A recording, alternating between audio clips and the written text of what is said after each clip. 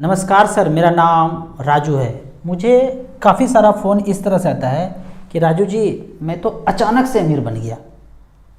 10-20 video देखने के बाद अचानक से फील होने लगा कि अब हम अमीर हो चुके हैं।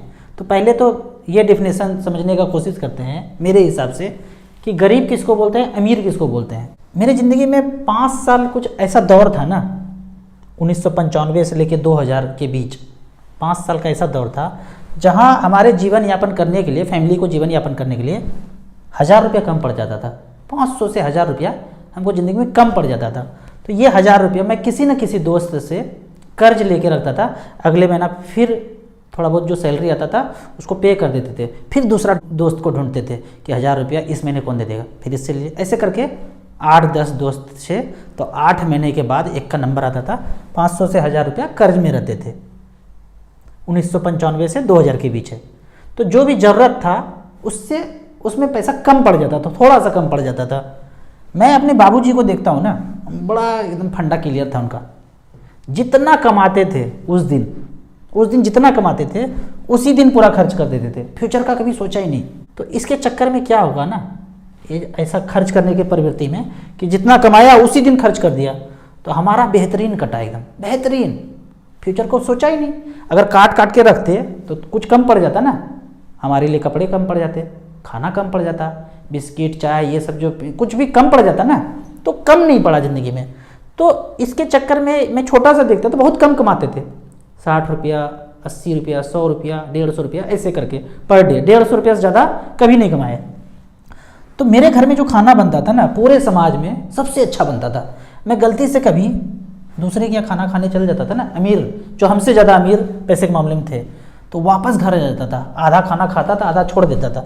अब आके मम्मी को बोलता था, माए कैसनो खाना आप खाए छे, वो लोग के इतना अमीर बोले छे अपना आपका, कैसनो खाना खाए छे, वापस आ जाते थे। बिहारी लैंग्वेज में बताया, तो जो बिहारी हैं वही समझ पाएंगे। ये कुछ अमीर लोग ऐसा इसलिए करते हैं कि उनको ना पैसा बचाना है, बहुत बचाना है, अनलिमिटेड इन्फिनिटी पैसा बचाना है।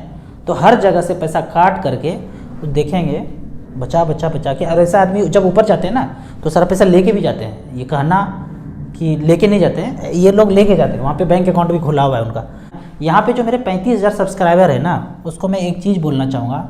ये अमीर गरीब का डिफिनेशन ना पहले समझ लीजिए क्या है, कि जो बोलते हैं ना गरीब, हम गरीब हैं, कोई अमीर नहीं है एक्चुअली में, बस हमारे पास पैसे नहीं है। आज मैं नज़र डालता हूँ ना शहर में, तो हमें यही पता चलता है कि कोई अमीर नहीं है, बस उस समय हमारे पास पैसे नहीं थे। इसको दूसरे एग्जाम्पल से, एकदम बेहतरीन एग्जाम्पल दे रहा हूँ। पहले क्लास से लेकर 7वें क्लास तक मैंने कुछ पढ़ा ही नहीं, एकदम कुछ नहीं पढ़ता था, ठीक है। क्लास में सबसे लास्ट वाले बेंच में भेजता था, छुप के बैठता था, पढ़ता ही नहीं था। जवाब क्या दूंगा, आगे बेंच पे तो वही बैठेंगे ना जो जवाब दे सकते हैं, पीछे बेंच पे बैठता था। 8th के बाद पता नहीं क्या ज्ञान आया, ऐसा पढ़ना शुरू किया कि उस क्लास का टॉपर फिर आगे वाला बेंच पे बैठना शुरू किया। 8th से लेके 12th तक ऐसा दौर चला, शहर का टॉपर रहा हमेशा। 8th 9th 10th 11th 12th तक ऐसा टॉपर रहा। तो बाद में ये सोचा, एनालाइज किया कि वो लड़का तेज था क्या, तो पता चलता है कोई तेज नहीं था। अच्छा, वो तेज था, वो भी तेज नहीं था, वो तेज था, वो भी तेज नहीं था। चक्कर क्या था, कोई तेज नहीं था, बस हम उस समय नहीं पढ़ते थे। तो आप अगर स्टूडेंट हैं तो ये सोचते हैं कि वो तेज है, वो तेज है, वो तेज है। भाई कोई तेज नहीं है, तुम नहीं पढ़ते हो। ठीक उसी तरह वो अमीर है, वो अमीर है, वो अमीर है, भाई कोई अमीर नहीं है, बस तुम्हारे पास पैसा नहीं है, ठीक है। अब आगे बढ़ते हैं कहानी। अचानक से बोलते हैं लोग कि जो है ना, हमारे पास पैसा आ गया और हम अचानक से अमीर बन गए। तो अमीर का रिक्वायरमेंट ये है मेरे हिसाब से कि आपका सारा रिक्वायरमेंट पूरा हो जाए और आपके पास थोड़े से पैसे बच जाएं, थोड़े से पैसे बच जाएं तो वो अमीर हैं। जैसे मैं अभी बोलता हूँ मैं अमीर हूँ, बहुत ज़्यादा पैसा नहीं है, दूसरे की तुलना में बहुत ज़्यादा नहीं है, लेकिन सारा रिक्वायरमेंट खर्च करने के बाद भी, पूरा करने के बाद भी थोड़े से पैसे बच जाते हैं, तो इसी को अमीर बोलते हैं। तो ऑल इंडिया से फ़ोन आ रहा है, तो भैया आपका वीडियो देखा ना, मतलब अचानक से ही अमीर हो गया। अब सारा रिक्वायरमेंट खर्च करने के बाद पैसे बच जाते हैं। खोपड़ी का ब्लूटूथ ऐसा ऑन हुआ कि पूछिए ही मत। आज से 2 महीना पहले हस्बैंड और वाइफ दोनों मिल करके ऐसा कैलकुलेशन कर रहे थे कि फ्लैट खरीद लेते हैं EMI पे, 1 लाख रुपया तो वेतन है ही, 60,000 रुपये पर मंथ का ले लेते हैं और 40,000 रुपया में जीवन यापन कर लेंगे। Husband wife good good good good करके बात कर रहे हैं। वाइफ कहती है अरे बाप रे बाप, मेरा पति कितना अच्छा है, यम्मी, मजा ही आ गया। 2 ही महीना शादी हुआ है, 2 महीना के बाद पति ऐसा प्लान प्रेजेंट करते हैं कि उनको तो मजा ही आ जाता है। फिर इधर उधर चक्कर काट रहे हैं, फ्लैट बिल्डिंग देख रहे हैं। अचानक से एक दिन गलती से वाइफ मोबाइल पे मेरा वाला वीडियो देख लिए।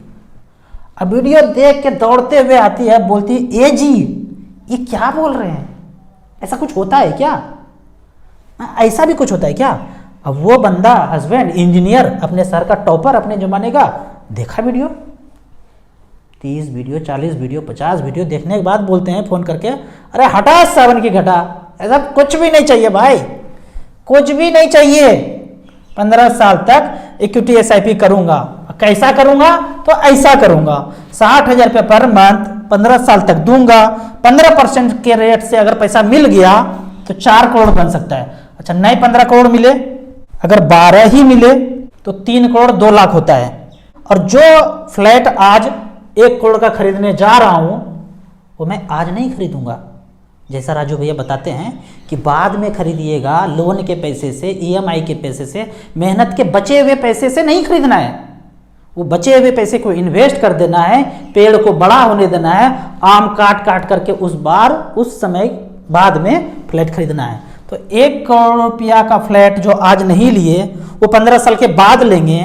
और 4% महंगाई अगर बढ़ता रहे, जो कि इतना ही बढ़ता है, बम्बई दिल्ली कलकत्ता मद्रास कोई भी फ्लैट देख लीजिए, 15 साल का रिकॉर्ड 20 साल का रिकॉर्ड कैलकुलेट कर लीजिए, कैलकुलेशन इसी तरह से होता है, कर लीजिए 4% के रेट से। जो 1 करोड़ का फ्लैट है वो 1 करोड़ 80 लाख में मिलेगा। 1 करोड़ 80 लाख और पैसा कितना बना 3 से 4 करोड़। तो 1 से 2 करोड़ आपके पास अगर सरप्लस बच जाए तो इसी को तो बोलते हैं फाइनेंशियल फ्रीडम। मिल गया ना फाइनेंशियल फ्रीडम। तो जहाँ जैसे हैं ऑफिस के बगल में वैसे रहिए, हस्बैंड वाइफ कुछ भी बातें कीजिए, लेकिन रेंट पे रहना है, तब तक रहना है जब तक कि फ्लैट के पैसे से 2 गुना आपके पास पैसा ना हो। आप एक चीज़ बताइए, अचानक से कोई काम बंद हो जाए, आपका जो इनकम आ रहा है 1 लाख रुपये पर मंथ वो बंद हो जाए अचानक, ठीक है, तो EMI देंगे या खाएंगे, क्या करेंगे। वो 60,000 रुपये EMI देना है और खाना खाना है, क्या क्या करेंगे, ऐसे नहीं आ रहे हैं अब 1 लाख रुपये।